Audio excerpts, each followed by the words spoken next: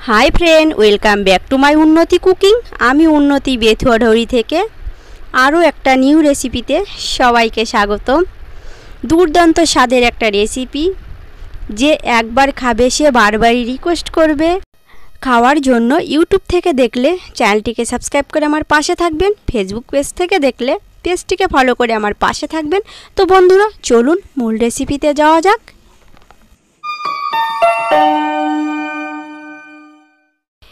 रेसिपिटी तैरी करार जन्य एखाने आमी माछ नियेछि और एखाने आमार 1 किलो माछ आछे, तेलापिया माछ। तो माछगुलो काटा नेই, माछगुलो केटे निते हबे। तो आपनादेरके देखिए दिচ্ছি माछेर जे साइजटा। तो এই মাছটাকে আমি কেটে নেব। টোটাল মাছ আছে 8 পিস আর 8 পিস মাছে আমার 1 কিলো ওজন আছে। তো এখন মাছগুলো খুব ভালো করে কেটে ধুয়ে পরিষ্কার করে নেব। तो बंधुरा माछगुलो आमी केटे निয়েছি, যেগুলো সাইজে একটু ছোট সেগুলো গোটা রেখেছি আর যেগুলো একটু সাইজে বড় আছে সেগুলো আমি 2 পিস করে কেটে নিয়েছি। দিয়ে দিলাম স্বাদ মতো লবণ। এখন দিয়ে দেব হলুদ গুঁড়ো। লবণ আর হলুদ গুঁড়ো খুব ভালো করে মাছের গায়ে লাগিয়ে নিতে হবে। ভিডিও শুরুতেই বলেছিলাম আমার বাড়ি বেথুয়াডহরি। তো বেথুয়াডহরির কোনো বন্ধু ভিডিওটি দেখলে প্লিজ একটা কমেন্ট করে জানিয়ে দেবে যে আমার বাড়ি বেথুয়াডহরি। তাহলে আমার ভীষণ ভালো লাগবে, মনে হবে আমার কাছের কেউ নিজের কেউ ভিডিওটি দেখছে আর ভালো লেগেছে। তো নুন হলুদ মাখানো কমপ্লিট। এখন চলে যাব ভাজার জন্য উনানে। উনানে আগে থেকে একটা কড়াই বসিয়ে দিয়েছি আর কড়াইটা খুব ভালো করে গরম করে নিয়েছি। এখন কড়াইয়ের মধ্যে দিয়ে দেব পরিমাণ মতো তেল। আর যারা নতুন রাঁধুনি আছো তাদেরকে বলছি কড়াইটা খুব ভালো করে গরম করে নেবে, না হলে কিন্তু মাছ উঠবে না, ভেঙে যাবে। কড়াইয়ের চারপাশে খুব ভালো করে তেলটা ছড়িয়ে দিতে হবে আর কড়াইয়ের তেলটা খুব ভালো করে গরম করে নিতে হবে। আবারও বলছি এখন একে একে মাছগুলো ছেড়ে দেব। তো প্রথমে আমি মাথাগুলো ভেজে নেব। এখানে আপনাদেরকে একটা টিপস দেই, যখনই মাছটা ভাজবেন না কেন তখন মাছের মাথাগুলো আগে ভেজে নেবেন, কারণ মাথা ভাজতে একটু তেল বেশি পরিমাণে লাগে। এর জন্য মাছের মাথাগুলো আগে ভেজে নেব, তারপরে লেজগুলো ভেজে নেব। মাছের একটা সাইড যখন ভাজা কমপ্লিট হয়ে যাবে তখন ওপর সাইডটা উল্টে দিতে হবে।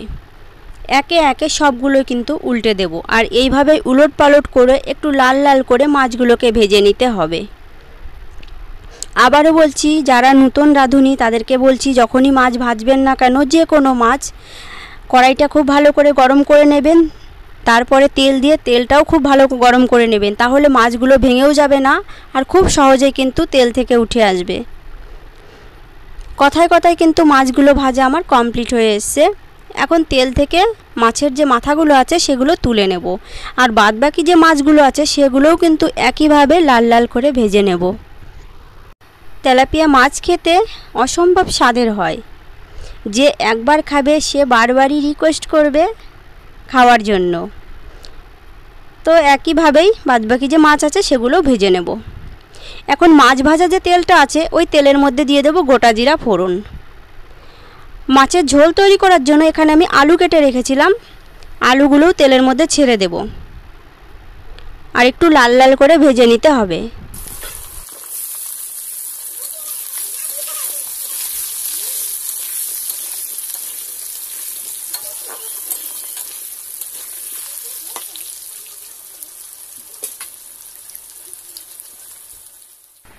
আলুটাকে 1 মিনিট মতো ভেজে নিয়েছি। এখন এর মধ্যে দিয়ে দেব স্বাদ মতো লবণ।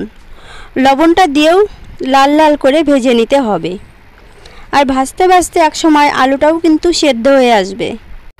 আলুটা যখন ভাজবেন উনানের আঁচটা লো টু মিডিয়ামে করেই ভাজতে হবে, না হলে খুব তাড়াতাড়ি কালার চলে আসবে আলুতে, কিন্তু আলুর ভিতরটা নরম হবে না, শক্তই থেকে যাবে। আলুটা খুব ভালো করে ভাজা কমপ্লিট হয়ে এসেছে। এখন দিয়ে দেব পেঁয়াজ কুচি, দিয়ে দেব টমেটো কুচি আর কিছুটা কাঁচা লঙ্কা চিড়ে দিয়ে দেব। এখন সব কিছু খুব ভালো করে কষিয়ে নিতে হবে। তেলাপিয়া মাছের রেসিপি তো অনেকেই অনেক রকমভাবে তৈরি করেছে, তো আমি কিভাবে তৈরি করলাম আজকে সেটাই শেয়ার করব। ভালো লাগলে অবশ্যই আমাকে কমেন্ট করে জানাবে। আলুর সঙ্গে মশলাটাকে কষিয়ে নিয়েছি। এখন এর মধ্যে দিয়ে দেব বেটে রাখা মশলাগুলো। এখানে আছে তোমার আদা জিরা বাটা, শুকনো লঙ্কার গুঁড়া আর হলুদ গুঁড়ো। তো এগুলো এখন দিয়ে দেব, দিয়ে সব কিছু আবারও কষিয়ে নিতে হবে।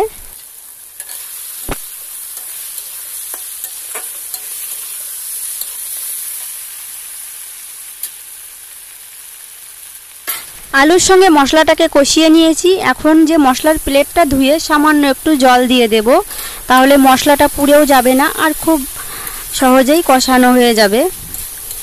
এখন সব কিছু আবারও লো টু মিডিয়াম আঁচে কষিয়ে নিতে হবে। তো বন্ধুরা দেখতেই পাচ্ছেন মশলা থেকে তেল ছেড়ে দিয়েছে আর আলুটাও কিন্তু সেদ্ধ হয়ে এসছে। একটা কেটে দেখিয়ে দিলাম। এখন দিয়ে দেব ঝোল। এর জন্য এখানে আমি পরিমাণ মতো জল দিয়ে দেব। তো আপনারা যেরকম ঝোল পছন্দ করবেন ঠিক সেরকমই জলটা দেবেন। যেহেতু এখন গরমের সময় একটু পাতলা ঝোল করব, এর জন্য কিন্তু আমি জলটা একটু বেশি করে দিলাম। যে মাছের পাতলা ঝোল হলে খেতে ভীষণ ভালো লাগে। এখন ঝোলটাকে ফুটতে দেব। মাছের ঝোলটা ফুটতে শুরু করেছে। যতক্ষণ না ঝোলটা একটু ঘন হয়ে আসে ততক্ষণ কিন্তু ফুটিয়ে নিতে হবে।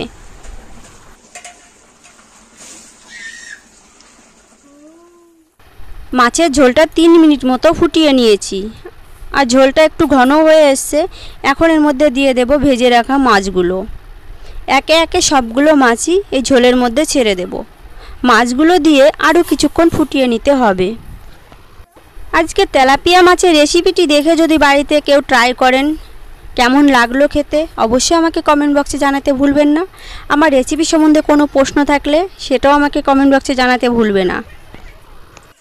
মাছগুলো দিয়ে ঝোলটা ফুটতে শুরু করেছে। এখন একটা ঢাকনা দিয়ে ঢেকে রেখে দেব 2 থেকে 3 মিনিটের জন্য। তো বন্ধুরা 3 মিনিট পরে ফিরে আসছি। 3 মিনিট পরে ফিরে এলাম।